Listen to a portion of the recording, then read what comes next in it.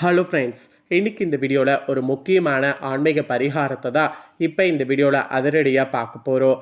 அதிரடியாக பார்க்குறதுக்கு முன்னாடி என்ன ஆன்மீக பரிகாரம் பார்க்க போகிறோம் அப்படிங்கிறத இன்ட்ரோவில் ஷேர் பண்ணுறேன்.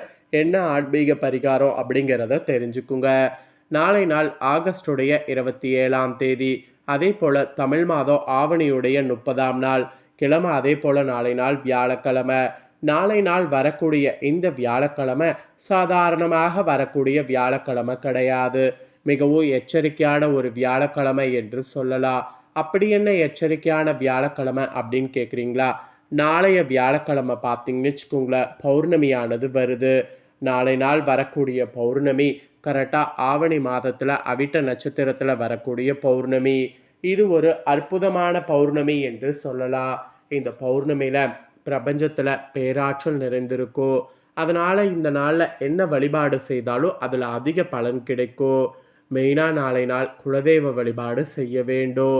அப்படி குலதெய்வ வழிபாடு செய்யும்போது, குலதெய்வத்திற்கு தீபம் ஏற்றும் போது இந்த 3 தவறை செஞ்சிடாதீங்க.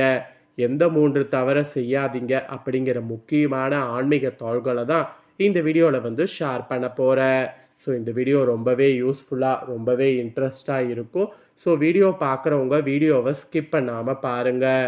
அப்போ தான் நான் என்ன சொல்ல வரேன் அப்படிங்கிறத தெளிவாக தெரிஞ்சு அதற்கேற்ப நடந்து பயன்பெற முடியும்.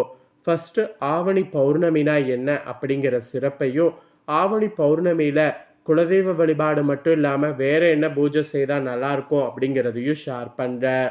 முதல்ல அதை இந்த வீடியோவில் தெரிஞ்சுக்குங்க. அதுக்கப்புறமேட்டு உங்களுக்கு குலதெய்வ விளக்கு ஏற்றும் போது என்ன 3 தவறு செய்யக்கூடாது அப்படிங்கிறத சொல்கிறேன். குலதெய்வ வழிபாடு தான் இருக்கிறதுலே சக்தி வாய்ந்த வழிபாடு. அதில் தீபம் ஏற்றும் போது இந்த தவறை செய்திங்கன்னா ரொம்பவே ஆபத்தை ஏற்படுத்தும். அதெல்லாம் என்னங்கிறத உங்களுக்கு சொல்கிறேன். தெளிவாக இந்த வீடியோவில் தெரிஞ்சுக்குங்க. முதல்ல ஆவணி பௌர்ணமியில் எப்படி வழிபட்டால் கடன் நீங்கி அதிர்ஷ்டம் பெருகும் அப்படிங்கிற ஒரு சூட்சமத்தை சொல்லித்தரேன். அதை முதல்ல தெரிஞ்சுக்குங்க.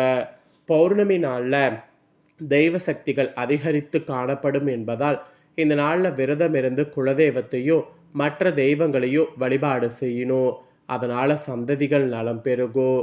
குறிப்பாக இந்த நாளில் பெண் தெய்வ வழிபாடு செய்வது அதிக பலனை கொடுக்கும். அது மட்டும் இல்லாமல் 12 பௌர்ணமிகளில் தொடர்ந்து விரதம் இருந்து வழிபாடு செய்வதால் வாழ்வில் அனைத்து விதமான ஐஸ்வர்யங்களையும் பெற முடியும். அதனால தான் இந்த நாளில் செய்யப்படக்கூடிய தெய்வ தரிசனம் மற்றும் குலதெய்வ வழிபாட்டுக்கு அதிக சக்தி என்று குறிப்பிடப்படுது. பொதுவாக மற்ற நாட்களில் செய்யக்கூடிய வழிபாடுகளை விட அனைத்து மாதங்களில் வரக்கூடிய பௌர்ணமி மற்றும் அமாவாசை போன்ற விசேஷமான நாட்களில் செய்யக்கூடிய வழிபாடுகளுக்கு சக்தி அதிக என்பார்கள். அதிலையும் சந்திரன் ஆதிக்கம் அதிகம் உள்ள பௌர்ணமி நாளில் கிரிவலம் செல்வது, வீட்டில் விளக்கேற்றி வழிபாடு செய்வது, சத்யநாராயண பூஜை செய்வது என எப்படி வழிபட்டாலும் அதன் பலன் 2 மடங்காக கிடைக்கும். அதுவும் நிலாக்கால எல்லாமும் தமிழர்களுக்கு விழாக்கால என்பார்கள். அதுபோல் ஒவ்வொரு மாதத்தில் வரக்கூடிய பௌர்ணமிக்கு ஒவ்வொரு சிறப்பு உண்டு. பௌர்ணமி நாளில் விரதம் இருந்து வழிபாடு செய்தால் அனைத்து விதமான செல்வ நலன்களும் வீடு தேடி வரும் என்பது நம்பிக்கை. அதுபோல் ஆவணி மாதத்தில் வரக்கூடிய பௌர்ணமி நாளில் விரதம் இருந்து வழிபட்டால் பல நாட்களாக எத்தனை முயற்சி செய்தும் தீராத கடன் பிரச்சனை இருந்தால் நீங்கும். பணவரவு அதிகரிக்கும். திருமண தடை நீங்கும். கணவன் மனைவி பிரச்சனை நீங்கும். பிரிந்த கணவன் மனைவி ஒன்று சேர்வார்கள். வார கடன் கூட வரும். இந்த மாதிரி நிறைய அதிசயங்கள் பார்த்தீங்கன்னு வச்சுக்கோங்களேன், பௌர்ணமியில் வழிபாடு செய்தால் நடக்கும். அதே போல் ஒவ்வொரு கிழமையில் வரக்கூடிய பௌர்ணமி வழிபாட்டுக்கு ஒவ்வொரு விதமான பலன் உண்டு. இந்த ஆண்டு ஆவணி மாத பௌர்ணமி ஆகஸ்டுடைய 27ஆம் தேதி நாளைய வியாழக்கிழமை அன்று வருது. நாளை ஆவணி அவிட்டமும் சகோதர பாசத்தை போற்றக்கூடிய ரக்ஷாபந்தன் ஆகிய விழாக்களும் சேர்ந்து வருவதால் இந்த ஆண்டு ஆவணி பௌர்ணமி கூடுதல் சிறப்பு பெறுது. சந்திரனை மனோகாரகன் என்பார்கள். இவரை பௌர்ணமி நாளில் வழிபாடு செய்தால் மனிதர்களுடைய மனங்கள் மட்டுமின்றி வாழ்க்கையில் நல்ல மாற்றங்கிறது ஏற்படும். அதோடு பௌர்ணமி நாளில் ஆதி பராசக்தியான 16 வடிவங்களில் மகா திரிபுர சுந்தியாக அருள்பாலிப்பதாக ஐதீகம். அதனால் பௌர்ணமி நாளில் அம்பிகை வழிபட்டால் கிரகதோஷங்கள் விலகும். பில்லி சூன்யம் ஏவல் போன்றவை நீங்கும். நாளை வியாழக்கிழமை பௌர்ணமி வழிபாடு என்பது கலைகளுடைய தேர்ச்சியும் புத்தி கூர்மையும் தரக்கூடியது. அதுலேயும் நாளை நாள் பார்த்தீங்கன்னு வச்சுக்கோங்களேன், கலைகளுக்குரிய நட்சத்திரமான அவிட்டம் நட்சத்திரத்தன்று சேர்ந்து வருவதால் அம்பிகைக்கு விளக்கேற்றி நெய் கலந்த சாதத்தை நெய்வேத்தியமாக படைத்து வழிபடுவது மிகவும் சிறப்பானது. செல்வமும் பெருகும், தீராம தொல்லை கொடுக்கக்கூடிய கடன் பிரச்சனை நீங்கும். ஆக்சுவலி நாளை நாள் ஆவணி அவிட்டம் என்பதால் மாலையில் விளக்கேற்றி வைத்து காயத்ரி மந்திரத்தை பாராயணம் செய்யணும். இதனால் வீட்டில் செல்வ வளம் பெருகும். அதுவும் சந்திரன் உதயமானதும் சந்திர தரிசனம் செய்துவிட்டு ஓம் க்ரீம் வம் சந்திர தேவாய நமக என்னும் மந்திரத்தை 3 முறை சொல்லி வழிபட்டால் மனம் தெளிவடையோ, மனதில் உள்ள குழப்பங்கள் நீங்கும், முடிவெடுப்பதில் ஏற்படக்கூடிய தடுமாற்றங்கள் நீங்கி மனை அமைதியடையோ. ஸோ இந்த மாதிரி தான் இந்த ஆவணி பௌர்ணமிக்கு சிறப்புகள். இப்பேற்பட்ட ஆவணி பௌர்ணமியை முன்னிட்டு குலதெய்வத்தை வழிபாடு செய்கிறது ரொம்ப நல்லது. தீராத துயரத்திற்கு தீர்வு தரக்கூடிய குலதெய்வ தீபத்தை ஏற்றும் போது கண்டிப்பாக உங்களுடைய கஷ்டம் தீரும். இந்த தீபம் ஏற்றி வைத்து விட்டு குலதெய்வத்தை வீட்டுக்குள்ளே அழைத்தால் வாசலில் நிற்கக்கூடிய குலதெய்வம் கூட வீட்டுக்குள்ளே வந்துவிடும். ஆனால் விளக்கேற்றும் போது இந்த மிஸ்டேக்குகளை பண்ணக்கூடாது. அதெல்லாம் என்னங்கிறத சொல்கிறேன், தெளிவாக இந்த வீடியோவில் நோட் பண்ணிக்கோங்க.